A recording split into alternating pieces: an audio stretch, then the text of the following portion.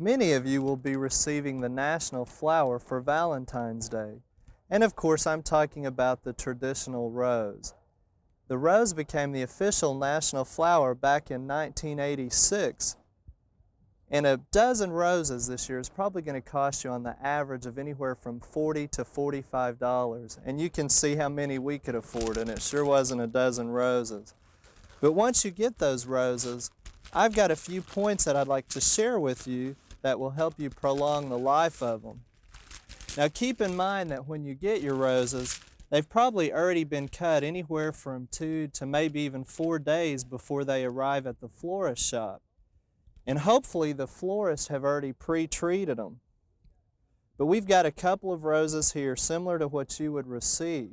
And the first thing that you want to do to try to extend the life is to go in and break off some of the thorns that are on the bottom and only go up as high as you can as far as it's going to be submerged into the water.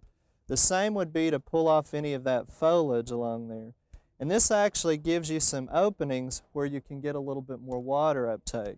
But again, only go as far as where they're submerged. Any higher will actually cause them to dehydrate.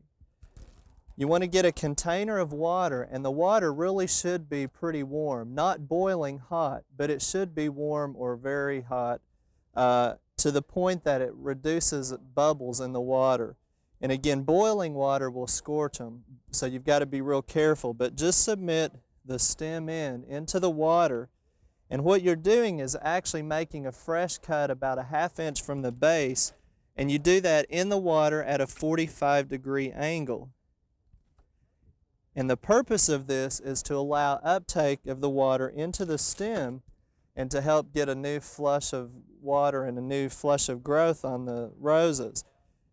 Now, the air bubbles are probably one of the biggest things in causing them to block. After you've cut them and you've left them in the water a little while, go ahead and as quickly as you can submerge them in your vase and then arrange them. And you can use different kinds of greenery to arrange the roses. Now once you've got them arranged, you want to keep them out of the draft. They really should be in a cool temperature and not in direct sunlight. One of the biggest problems and things that happens as time goes on are the roses will actually get a stem blockage, usually right up near the bud. And they have a tendency to hang over and turn real dark. And this blockage may occur from any of the fungi or bacteria that's growing in the water, or again, those air bubbles may be blocking it. So once you get them placed, each day or two, you really need to submerge them again in the water, make fresh cuts each day, and that will help provide the flow of water into the roses. Now you may be asking the question, do I need to put a floral preservative in? And this is an example of one that can be provided when you purchase your roses. A lot of the florists will use just plain water, but a lot of the research does show that the preservatives contain nutrients to actually help the rose go ahead and open, different products to control fungi and bacteria, as well as help keep the acid or the pH at a lower level to help the roses extend the life as well too. Now, all of us have heard of home remedies and using things such as sugar and 7-Up and Mountain Dew, things with carbohydrates, which will work a little bit, or just adding sugar, and a little drop of Clorox bleach will keep the fungi and bacteria out too.